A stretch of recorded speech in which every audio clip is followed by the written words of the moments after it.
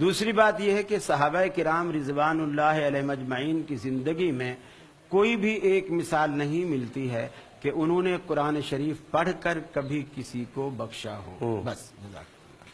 بس سلام کی حد تک اگر اور اس میں آپ نے تو معاملے ختم کر دیا. ڈاکٹر صاحب میں عرض کر رہا ہوں، حدیث مبارکہ موجود ہے کہ اللہ کے نبی سرور کون و مکان صلی اللہ تعالی علیہ وسلم، بخاری کے اندر 2 مقامات پر ہے، مسلم کے اندر ہے، ترمذی میں ہے، مستدرک للحاکم میں ہے، مصنف ابن ابی شیبہ میں ہے، ابن ماجہ میں ہے، وہ حدیث پڑھیں اور دیگر میں حوالے اس لیے دے رہا ہوں نا کہ کیونکہ پھر آپ کہتے ہیں قطنی کہاں سے لے کے آ گئے. نہیں وہ پتہ چلے گا نا جب بہرحال نبی پاک اپنے صحابہ کی امرائی میں تشریف لے کے جا رہے تھے تو اللہ کے نبی کا گزر 2 قبروں کے پاس سے ہوا تو اللہ کے حبیب نے ارشاد فرمایا کہ انہو ما لیعذبان، ان دونوں کو قبر میں عذاب ہو رہا ہے. پھر اللہ کے نبی نے کھجور کی ٹہنی، 2 روایتیں، ایک میں یہ کہ اس کو درمیان سے چیرا اور ایک میں یہ توڑا، ایک قبر پہ ایک رکھی، دوسری قبر پہ دوسری رکھی. صحابہ کرام نے عرض کی لما صنعت ھذا یا رسول اللہ، حضور آپ نے یہ کیوں کیا ہے، اس کا مقصد کیا ہے؟ تو اللہ کے نبی نے فرمایا کہ یہ جو ٹہنیاں ہیں جب تک یہ ہری رہیں گی، یہ اللہ کی تسبیح پڑھتی رہیں گی تو اس کا ثواب اس قبر والے کو ملے گا. اللہ پاک ان کی اس کلام کی وجہ سے ان کے عذاب کو ختم کر دے گا. تو جب یہ حدیث ہمارے پاس موجود ہے تو یہاں سے ہم نے مسئلے کا استنباط کیا ہے کہ جب ٹہنیاں اللہ کی تسبیح پڑھیں اور ٹہنیاں اللہ کی تسبیح اس نیت سے بھی نہیں پڑھ رہی ہیں کہ ہم اس میت کو، اس مردے کو ہم پہنچا رہے ہیں ثواب، وہ صرف اپنے ٹہنیاں پڑھ رہی ہیں تو اس کی برکت سے اس قبر والے کے عذاب کو اللہ ختم کرتا ہے، اس کو ثواب پہنچ رہا ہے.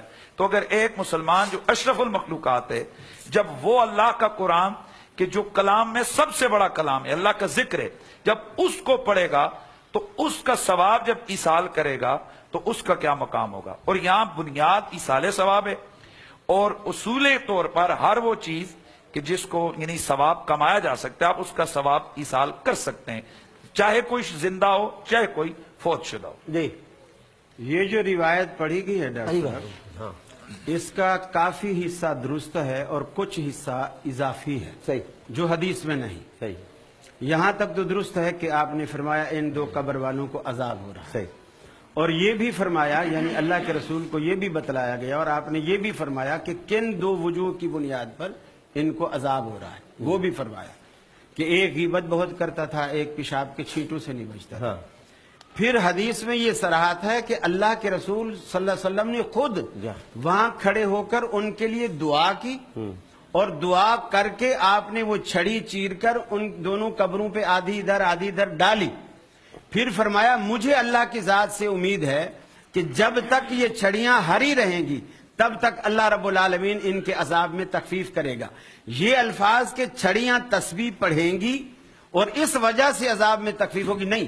اللہ کے رسول نے جو ان کے لیے دعائیں فرمائیں ان دونوں قبر والوں کے لیے، وہ آپ کی دعاؤں کا اثر تھا کہ اللہ تبارک و تعالیٰ ان دونوں قبر والوں کے عذاب میں تخفیف کرے گا. تو اگر دعاؤں کا اثر تھا تو پھر انہوں نے یہ کیوں فرمایا کہ جب تک یہ سب رہیں گی؟ اس لیے کہ آپ نے ایک نشانی بتا دی کہ یعنی میری دعا اس وقت تک ان کو فائدہ دیتی رہے گی جب تک یہ ہری رہیں گی. یہ کیا بات ہے؟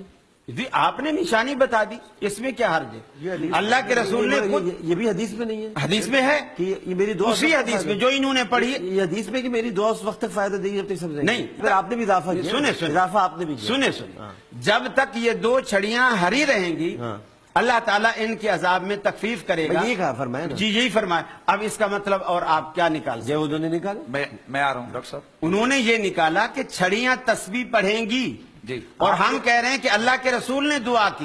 ان دونوں باتوں میں فرق ہے. کی دعا کا سگنل تھوڑی ہے، وہ تو مستجاب الدعوات ہے. میں کہہ رہا ہوں مستجاب الدعوات ہے. دیکھیں میری صحیح بات کا غلط مطلب نہ لینا. میں کہاں نکال، دیکھیں نا غلط مطلب نہ لیں. میں یہ کہنا چاہ رہا ہوں چھڑیوں نے تسبیح نہیں پڑھی، بس جو اصل ان کا استنباط ہے. سائلہ فلا تخر، یہ کہاں لکھا ہے؟ سوال کرنے والے مجھے لگ رہے ہیں. نہیں صاحب، وہ سوال یہ نہیں ہے، وہ سوال یہ نہیں ہے. سائل کرنے والے کو آپ لگ رہے ہیں، وہ سوال ہے سموسہ مانگنا. اس پہ ذرا یہ سوال بات سنیں. ڈاکٹر صاحب پہلی بات یہ ہے کہ جو اور میرا سوال صرف اتنا تھا کہ نبی کریم صلی اللہ علیہ وسلم کی حیات مبارکہ میں، صحابہ کرام کی حیات مبارکہ میں ایک مثال بھی ایسی نہیں ملتی کہ لوگوں نے قرآن پڑھ کر کسی کو بخشا ہو. بس صحابہ کو کیا قرآن پڑھ کے بخشیں گے؟ یہ صحابہ کو نہیں، لوگ آخر اس زمانے میں فوت ہوئے نا، نہیں ہوں گے وہ ٹھیک ہے، کیوں؟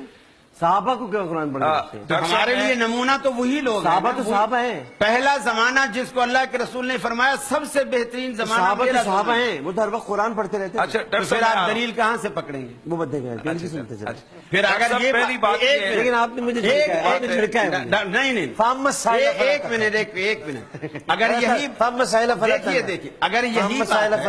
اگر یہی بات ہے کہ صحابہ تو صحابہ ہیں، ان کو بخشنے کی ضرورت ہی نہیں ہے، ٹھیک ہے، تو پیر عبد القادر جیلانی رحمۃ اللہ علیہ کے بارے میں آپ کیا سمجھتے ہیں؟ نوز باللہ وہ گناہ گار ہیں، نہیں ہم تو نہیں تو سمجھتے، پھر ہر مہینے 11ویں کیوں بخشوا رہے ہیں ان کو؟ بریانی کھانے کے لیے۔